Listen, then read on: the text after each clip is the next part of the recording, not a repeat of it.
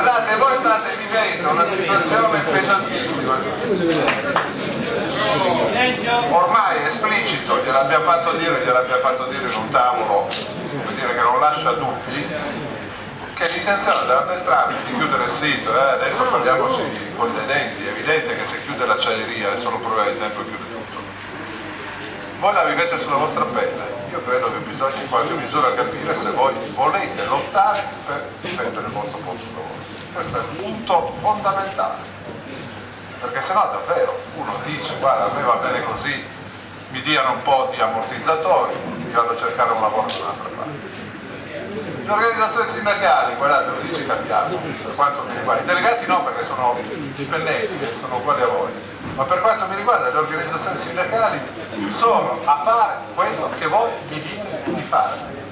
Poi hanno delle opinioni, secondo me sarebbe follia se voi vi fate chiudere questa fabbrica, sarebbe follia.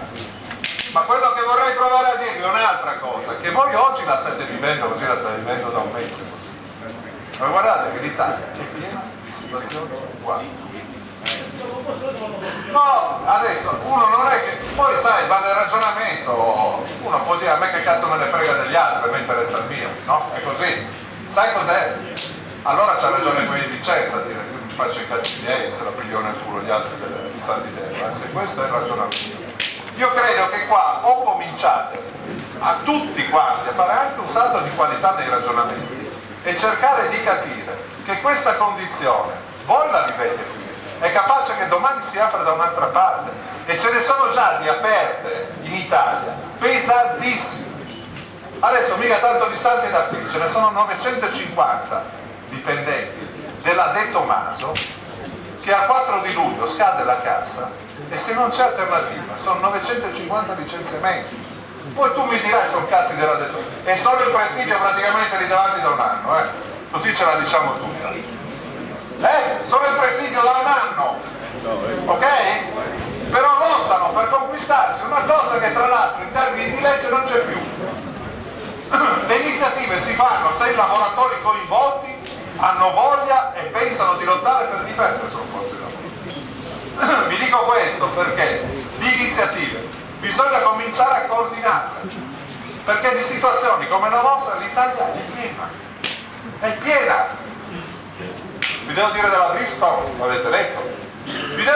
No, ma adesso se per te, se lavorassi alla Bristol probabilmente la pensi diversamente. Se ognuno di noi è solo capace di guardare il proprio ombelico, quello che non sta capendo è che questo paese sta tracollando e che è indispensabile in qualche misura che vengano bloccate tutte le iniziative che sono volte a chiudere fabbriche, perché guardate che tutto c'è un problema ancora più ampio, che tutto ciò che oggi chiude non riapre più, sono tutti posti di lavoro che non ci saranno più e non è che te la cavi con 18-20 mila euro e dopo dove lavori se chiude tutto?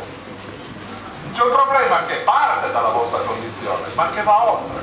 Vi dico questo anche perché poi va da sé, è un'iniziativa della FIOM, liberi i lavoratori di partecipare come vogliono, ma la FIOM ha indetto una manifestazione 9 di aprile con tutte le aziende in crisi. Noi indiciamo la manifestazione, farà un corteo, ha ragione, ma questa cosa è fatta perché se no noi siamo obbligati tutte le volte a trovarci in una condizione per cui quelli che oggi sono qua, 200, 370, hanno un problema, dall'altra parte nel 950 che è un altro problema. O cominciamo a riunificare per fare massa critica e rendere evidente anche all'opinione pubblica che questo problema voi lo vivete alla Beltrame, dall'altra parte lo vive la De Tomaso, dalla parte lo vive la Sandretto, dall'altra parte, cioè siamo messi in una condizione in questo paese che continuano a chiudere fabbriche e va oltre la questione, va oltre perché questo processo di recessione porterà non solo alla chiusura della Beltrame, ma porterà alla chiusura di N altre fabbriche se non si ferma il processo. Quindi l'invito, guardate, è chiaro, il 9 c'è una manifestazione, se volete, questa è un'iniziativa. E in detta della FIOM ma liberi tutti i lavoratori di partecipare.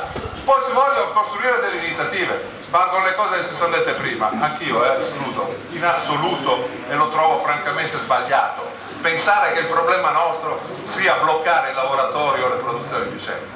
Il problema nostro piuttosto dovrebbe essere un altro: chiedere che i nazionali dichiarino un pacchetto di ore di sciopero che impegnino anche gli stabilimenti che sono rimasti.